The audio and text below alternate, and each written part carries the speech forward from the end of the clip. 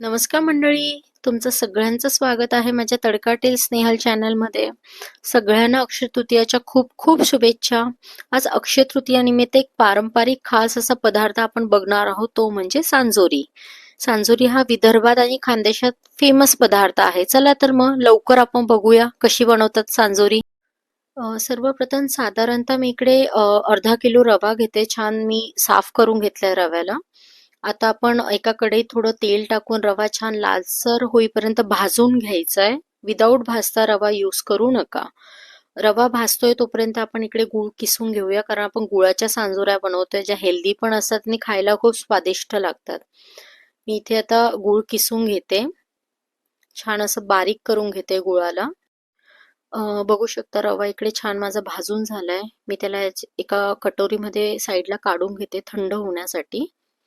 रवा थंड झाला की आपण सांजेची तयारी करू. आता इकडे मी गूळ वितळण्यासाठी एका कढईत काढून घेतलंय. त्याला आधी थोड्या वेळ आपल्याला परतवायचंय आणि नंतर एक वाटी आपण त्याच्यात पाणी टाकतोय. मी अर्धा किलो इथे गूळ घेते, कारण मी अर्धा किलो रवा घेतलाय. त्या मापानुसारच तुम्हाला सांजा बनवायचा आहे. आता गूळ मी छान मेल्ट करून घेते. गुळाचा पाक आपल्याला तयार करायचा नाहीये, फक्त गूळ पाण्यामध्ये मेल्ट झाला पाहिजे, हे लक्षात ठेवा. त्यात थोडं तूप टाकूया आपण. 1 चमचा मी इथे तूप यूज करते, जेणेकरून आपला सांजा छान नरम राहील, कडक होणार नाहीये. तूप पण आपल्याला छान वितळवून घ्यायचंय. नंतर एका गाळणीच्या सहाय्याने आपल्याला त्याला गाळून घ्यायचंय, तर त्याच्यात काही घाण असेल तर ती बाजूला निघून जाईल. आता हे आपल्याला सगळं मिक्स करून घ्यायचं रवा आणि गूळ, आणि छान एकजीव मिश्रण झाल्यानंतर त्याला रात्रभरसाठी आपल्याला मुरू द्यायचं आहे. आता इकडे आपण सांजेची तयारी करूया. मी इकडे 1 वाटी खोबरं घेतलंय, छान किसून घेतलंय आणि भाजून घेतले लालसर रंग येईपर्यंत, आणि थंड होण्यासाठी एका प्लेटमध्ये मी काढून घेतले. इथे मी थोडी खसखस घेते, थोडी पांढरी तीळ घेतले.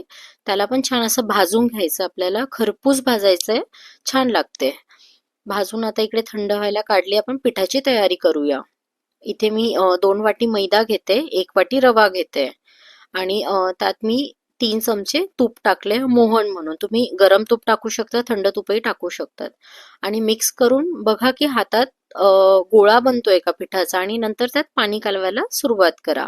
आणि थोडं थोडं आपल्याला पाणी टाकायचंय, जेणेकरून पीठ आपलं सैलसर होणार नाहीये. थोडं घट्ट असं आपल्याला पीठ भिजायचंय आणि एक 5 मिनिटासाठी पिठाला मुरू द्यायचंय.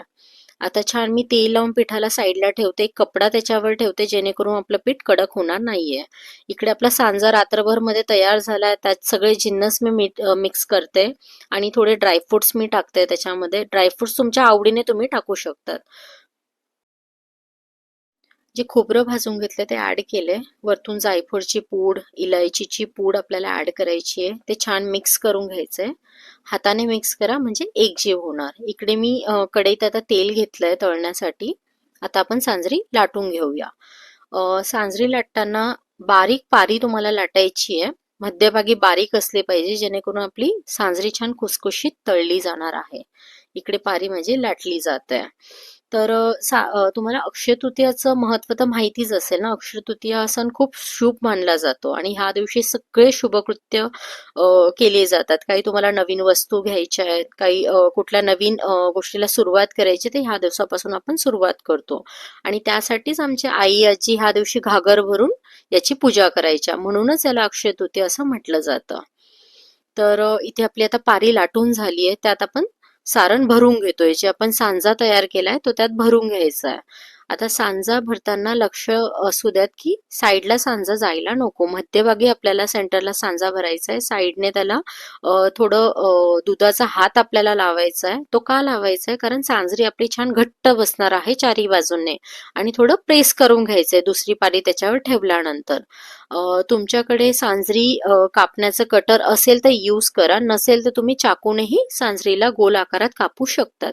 इथे माझ्याकडे कटर आहे. मी कटरने सांजरी छान असे कट करून घेते गोल आकारामध्ये. ह्या सांजरीला आपण थोडं बाजूला ठेवूया. लगेच तळायच्या नसतात. थोड्या वेळ तुम्हाला एक 5 ते 10 मिनिटं कपड्यामध्ये त्याला झाकून ठेवायच्या आहेत, जेणेकरून ते थोड्या सेट होतील, आणि मग आपण त्याला तळायला टाकूया. सांजरी सेट झाली, मी तिला तळायला टाकलीये. असं साईडने आपल्याला सांजरीला तेल सोडायचंय, जेणेकरून ती छान अशी फुलून वरती येणार आहे. आणि हे लक्षात ठेवा की तेल छान कडक तापलेलं असायला हवं सांजरी तळताना. दोघं साईडने खरपूस लालसर रंगावर मी आता तळून घेतली सांजरी. तर कशी वाटली माझी पारंपरिक सांजरी मला नक्की कमेंट्समध्ये कळवा आणि माझ्या चॅनलला लाईक, शेअर, सबस्क्राईब करायला विसरू नका आणि अशाच नवीन रेसिपीज बघण्यासाठी बेल आयकॉनवर क्लिक करा. Thank you.